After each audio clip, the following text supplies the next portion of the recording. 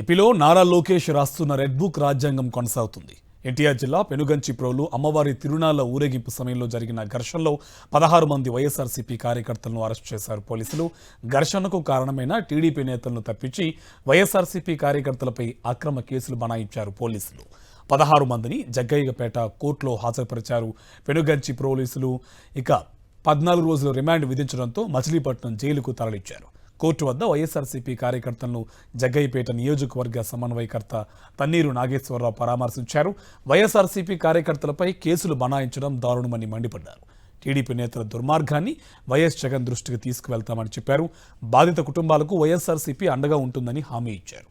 YSR Congress party Telugu Desam పార్టీకి మధ్యలో జరిగిన స్వల్ప ఘర్షణ దాన్ని అవకాశంగా తీసుకొని ఈరోజు కూటమి ప్రభుత్వం నిజంగా ఇక్కడే జగ్గయ్యపేట నియోజకవర్గంలో రెడ్ బుక్ రాజ్యాంగం ఏంటో నిన్నటి నుంచి మా అందరికి కూడా చూపిస్తా ఉన్నారు. ఎంత ఘోరం అంటే ఇక్కడ ప్రజాస్వామ్యం కూని అయిపోయింది. నిజంగా న్యాయం, ధర్మం, చట్టం అనేది ఏమీ లేదు ఈ నియోజకవర్గంలో.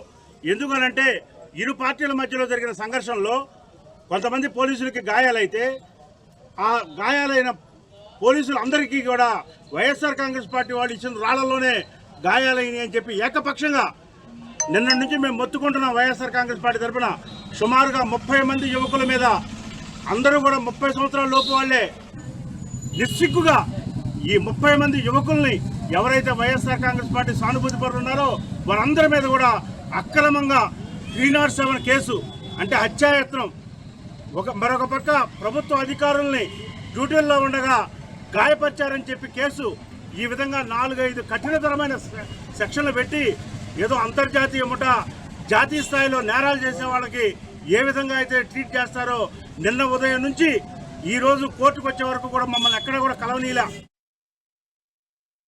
ఇదే అంశానికి సంబంధించి మరింత సమాచారం విజయవాడ నుంచి మా కరెస్పాండెంట్ అశోక్ మనకి ఫోన్ లైన్లో డీటెయిల్స్ అందిస్తారు. అశోక్, డీటెయిల్స్ ఏంటి?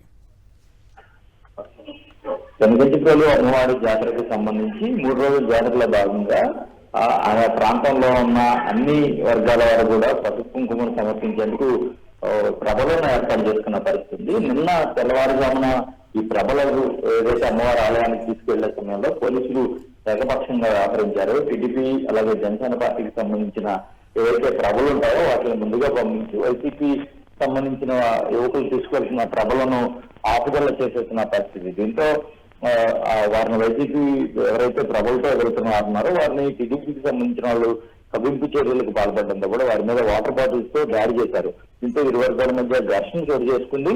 ఈ ఘర్షణ కంట్రోల్ చేసేందుకు పోలీసులు యత్నించిన సమయంలో వారి మీద దాడి జరిగింది. అయితే ఈ దాడిలో టీడీపీ వాళ్ళు కూడా పాల్గొన్నారు. కానీ వారందరినీ వదిలేసి కేవలం వైసీపీకి సంబంధించిన వారిని టార్గెట్ చేస్తూ దాదాపుగా 30 మందికి పైగా కేసులు నమోదు చేశారు. ఈరోజు 16 మందిని అరెస్ట్ చేసి వారిని కోర్టులో ప్రొడ్యూస్ చేయడంతో న్యాయస్థానం వారికి 14 రోజుల పాటు రిమాండ్ విధించింది. అయితే ఈ ఘటన మీద వైసీపీ నాయకులు తీవ్ర స్థాయిలో ఆగ్రహం వ్యక్తం చేస్తున్నారు. ఎందుకంటే ఆ ఘర్షణ జరిగిన సమయంలో టీడీపీ ఎవరైతే ఉన్నారో టీడీపీకి సంబంధించిన వారు కవింపు చర్యలకు పాల్పడిన నేపథ్యంలోనే ఈ ఇరు వర్గాల మధ్య వాగ్వాదం చోటు చేసుకుంది.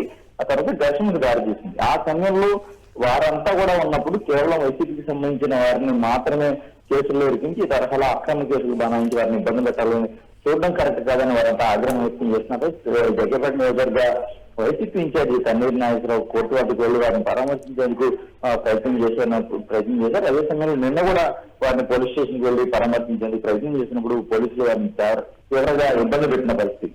దీని మీద వైఎస్ఆర్సీపీ అధినేత జగన్మోహన్ రెడ్డి దృష్టికి ఈ ఘటనను తన్నీరు నాగేశ్వరరావు తీసుకెళ్లారు. పార్టీ తరఫున పూర్తిగా అండగా ఉంటాం, న్యాయ సహాయం చేస్తాం, అలాగే ఎవరైతే బాధిత కుటుంబాల యువకులు ఉన్నారో వారందరికీ కూడా పార్టీ అండగా ఉంటుందని ఒక హామీ ఇచ్చారు. అయితే ఈ కూటమి ప్రభుత్వం ఈ తరహాలో అంటే పోలీసులను ఉపయోగించి పూర్తిగా కేసులు పెట్టడాన్ని వైఎస్ఆర్సీపీ తీవ్రంగా ఖండిస్తుంది.